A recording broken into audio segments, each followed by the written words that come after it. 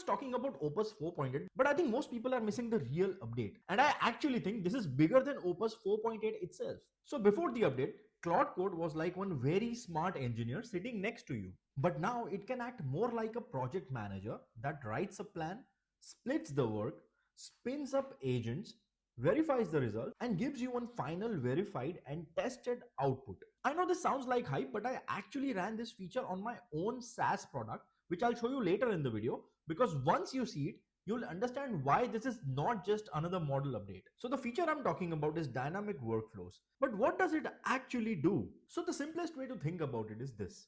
Claude is no longer just answering your prompts inside one chat. It is creating a workflow. It takes your big request, writes an execution plan, breaks that plan into smaller jobs, sends the agent to work on those jobs, and once the job is completed, it brings everything back into one final answer. And this is really where it starts to get interesting, because the power is not just that there are more agents. The power is that the work becomes organized. But how would you use it?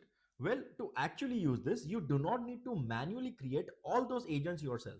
Just go to Claude Code, select an effort, and then select Ultra Code. But I have to warn you this is not the type of feature where you casually say, just build this project and then hope for the best. Because that's how you burn tokens and get really messy results. Because once Claude starts a workflow, it is going to split your request across multiple agents. Because if your original request is vague, you'll have multiple agents working on a vague problem. You want to be extremely specific. Here's the 4-part framework I use. Tell it what the task is. Tell it what parts of code base you want to inspect. Tell it what done means. And tell it what kind of output you want at the end. Because at this point, you are not prompting anymore. You are writing a brief for a small AI team. So I already ran this feature on my own SaaS product.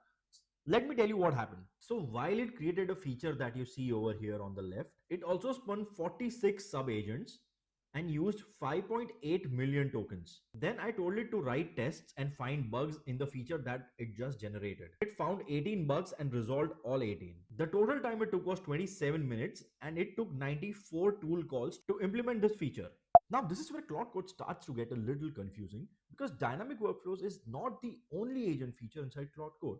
You have skills, you have sub-agents, you have agent teams, you have the goal board, and now you also have workflows. So the obvious question is, what is the difference between all these agents? The easiest way to think about it is like a ladder. A skill is a reusable recipe. It is something that Claude can follow again and again. So if you have a process that you repeat often, you can turn that into a skill. A sub-agent is like sending one assistant away to do one side task. Maybe you can ask one agent to research something, inspect a file, or check a small part of the code base without messing up your main chat. An agent team is more like a small group. Multiple agents can work together, debate, share context, and move towards a shared goal. But a workflow is different. A workflow is Claude creating actual orchestration. And that is why you should not use them the same way. Because if you use a workflow for something really tiny, you're basically hiring an entire construction crew to hang one picture frame. It might work, but it is a ridiculous waste. So the real question is, when is the task big enough that this actually makes sense? Here's the simple rule. Use it when the work is large, splittable, and verifiable. Now, what do I mean by this? Large means it is not just one file or one small bug. It touches multiple parts of code base, maybe front end, back end, database, documentation, tests, etc. Splittable means different agents can work on different parts of the code base at the same time. One agent can inspect front end flow, another one can inspect back end logic, one agent can look for edge cases, and one agent can check security issues. And verifiable means there is some way to know that the work is actually correct. Did the tests pass? Can the bug be reproduced? Can the finding be confirmed? Can another agent challenge it and still agree? This is where workflows make sense. If any of these conditions are satisfied, use a workflow. Here are some of the ways I use them.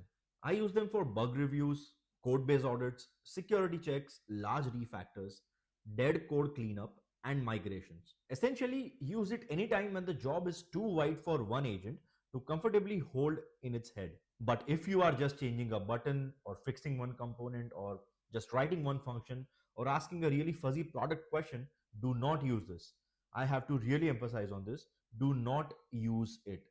It might work, but it is really an overkill. and it will cost you a lot of money. And this is the part people need to understand before they get too excited. Dynamic workflows are not for every task. They are for tasks that you normally avoid because they touch too much of the code base. So dynamic workflows are the real shift. We are moving away from asking AI to complete tiny tasks inside a chat to asking AI to run actual processes, which itself is a completely different way of building. You still need judgment, taste, and you still need to know what a good output looks like.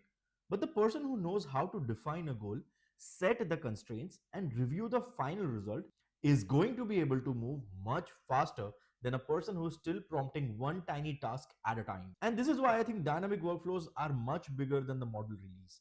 Because a better model gives you a better answer, but a workflow gives you a bigger unit of work.